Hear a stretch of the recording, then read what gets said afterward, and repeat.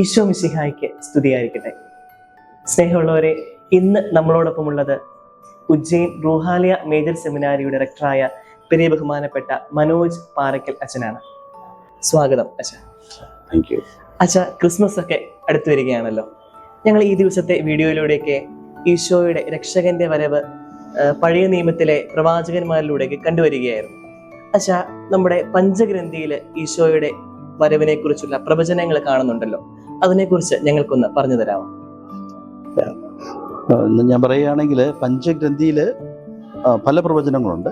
അതിലൊരു 5 പ്രവചനങ്ങളെ കുറിച്ച് ഞാൻ പറയാനായിട്ട് ആഗ്രഹിക്കുകയാണ്. അതിൽ ഒന്നാമത്തെ പ്രവചനം നാം കാണുക ഉൽപ്പത്തി പുസ്തകത്തിലെ 3-ാം അധ്യായം 15-ാം തിരുവചനത്തിലാണ്. രണ്ടാമത്തെ പ്രവചനം നാം കാണുക ഉൽപ്പത്തി 12-ാം അധ്യായം 3-ാം വാക്യത്തിൽ.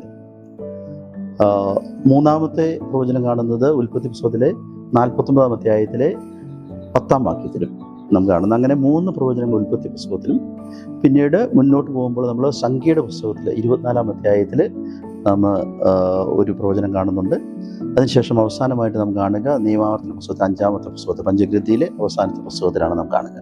പക്ഷെ നമ്മൾ ഈ ഉൽപ്പത്തി പുസ്തകം 3-ാം അധ്യായം 15-ാം വാക്യത്തിനെ പ്രോട്ടോ ഇവാങ്കലിയം എന്ന് വിളിക്കുന്നതാണ് ഞങ്ങൾ പഠിച്ചിട്ടുണ്ട്. എന്തുകൊണ്ടാണ് അച്ഛാ ആ ഒരു വാക്യത്തെ അപ്രകാരം വിളിക്കുന്നത്? അതിനൊരു കാരണം എന്ന് പറഞ്ഞാൽ നമ്മുടെ ബൈബിൾ നോക്കുമ്പോൾ ഏറ്റവും ആദ്യം രക്ഷകനെ കുറിച്ച് പറയുന്ന ഒരു പ്രവചനം അതാണ്. അതുകൊണ്ടാണ് അത് ഒന്നാമത്തെ ഒരു സുവിശേഷം എന്ന് വേണമെങ്കിൽ അതിനെ പറയാം. ഏറ്റവും നല്ല സന്ദേശമാണല്ലോ രക്ഷകൻ, വരാനിരിക്കുന്ന രക്ഷകനെ കുറിച്ചുള്ള സന്ദേശം. അപ്പം അത് നമ്മൾ അവിടെ കാണുന്നതുകൊണ്ടാണ്. അവിടെ കൃത്യമായിട്ട് 3:15 പറയുന്നുണ്ട്, അവൻ നിന്റെ തല തകർക്കും. അപ്പോൾ അവൻ എന്ന് അവിടെ ഉദ്ദേശിച്ചിരിക്കുന്നത് ബൈബിൾ പണ്ഡിതന്മാരും സഭാപിതാക്കന്മാരും പറയുക, അവൻ എന്ന് പറയുന്നത് വരാനിരിക്കുന്ന രക്ഷകൻ ആണ് എന്നുള്ളതാണ്, ഈശോ ആണ് എന്നുള്ളതാണ് പറയുക. അപ്പോൾ അവിടെ ഒരു സ്ത്രീയെക്കുറിച്ച് പ്രതിപാദിക്കുന്നുണ്ട്. ആ സ്ത്രീ രണ്ടാമത്തെ ഹവ്വ, പുതിയ ഹവ്വായായ മറിയം രക്ഷകന്റെ മാതാവാണ് എന്നുമാണ് നമ്മൾ പഠിക്കുക, അതിനകത്ത് പഠിക്കുക. രണ്ടാമത്തെ പ്രവചനം കാണുന്നത് ഉൽപ്പത്തി പുസ്തകത്തിലെ 12-ാം അധ്യായത്തിലെ 3-ാം വാക്യത്തിലാണ്. അവിടെ അബ്രാഹത്തിന് കൊടുക്കുന്ന വാഗ്ദാനമാണ്. അവിടെ പറയുക, നിന്നിലൂടെ ഭൂമിയിലെ വംശങ്ങളെല്ലാം അനുഗ്രഹീതമാകും.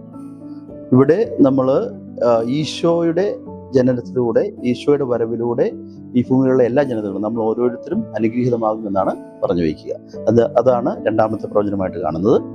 മൂന്നാമത്തെ പ്രവചനം നമ്മൾ ഉൽപ്പത്തിയുടെ 49-ാമത്തെ അധ്യായത്തിൽ യാക്കോബ് തൻ്റെ 12 മക്കളെ വിളിച്ച് അവരെ അനുഗ്രഹിക്കുന്ന ഭാഗത്ത് യൂദ എന്ന മകനെ അനുഗ്രഹിക്കുന്നുണ്ട്. അവിടെ പറയുകയാണ്, യൂദ നിന്റെ മുൻപിൽ സഹോദരങ്ങളെല്ലാം മുട്ടുമടക്കും, അതുപോലെ തന്നെ നീ ഒരു സിംഹക്കുട്ടിയാണ്, നിന്നിൽ നിന്നും ചെങ്കോൽ വിട്ടകലുകയില്ല എന്നാണ് പറയുക. അപ്പോൾ ആ ചെങ്കോൽ എന്ന് പറഞ്ഞതുകൊണ്ട് നമ്മൾ ഉദ്ദേശിക്കുന്നത് ഈശോ ഒരു രാജാവായിട്ട്, എല്ലാവരുടെയും രാജാവായിട്ട്, എല്ലാവരുടെയും മേൽ ഭരണം നടത്തുന്നവനായിട്ട് വരും എന്നുള്ള പ്രവചനമാണ് നമ്മൾ അവിടെ കാണുന്നത്. അച്ഛാ, മറ്റൊരു ചെങ്കോലിനെ കുറിച്ച് നമ്മുടെ സംഖ്യയുടെ പുസ്തകത്തിൽ നമ്മൾ വായിക്കുന്നുണ്ട്.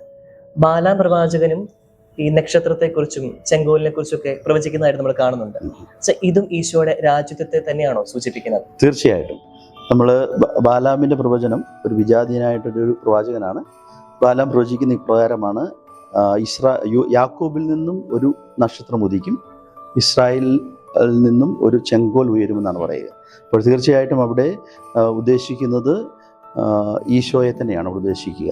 നമുക്കറിയാം, വിശുദ്ധ അഗസ്തീനോസ് ഈ ബാലാമിൻ്റെ പ്രവചനത്തെ മത്തായിയുടെ സുവിശേഷത്തിലെ 2-ാം അധ്യായത്തിലെ നക്ഷത്രവുമായിട്ട് ബന്ധിപ്പിക്കുന്നുണ്ട്.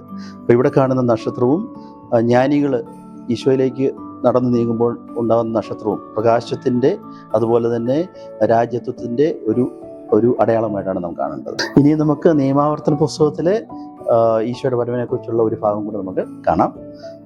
18-ാം അധ്യായത്തിലെ 15-ാം തിരുവചനത്തിൽ മോശ പറയുകയാണ്, എന്നെപ്പോലെ ഒരു പ്രവാചകനെ നിങ്ങൾക്കായി അവൻ ഉയർത്തും.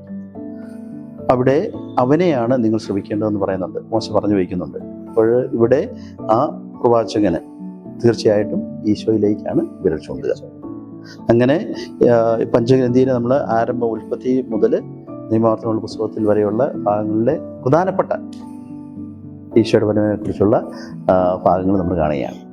ഓക്കെ അച്ഛാ, നമ്മൾ ഇതുവരെ രക്ഷകന്റെ വരവിനെ കുറിച്ച് ഉൽപ്പത്തിയുടെ പുസ്തകം മുതൽ നിയമാവർത്തന പുസ്തകം വരെ ഒന്ന് യാത്ര ചെയ്യുകയായിരുന്നു. പ്രിയപ്പെട്ട മനോജച്ചന് ഒത്തിരി നന്ദി.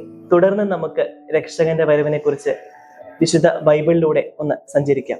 എല്ലാവർക്കും ഹാപ്പി ക്രിസ്മസ്. എല്ലാവർക്കും ക്രിസ്മസിന്റെ മംഗളങ്ങൾ ആശംസിക്കുന്നു.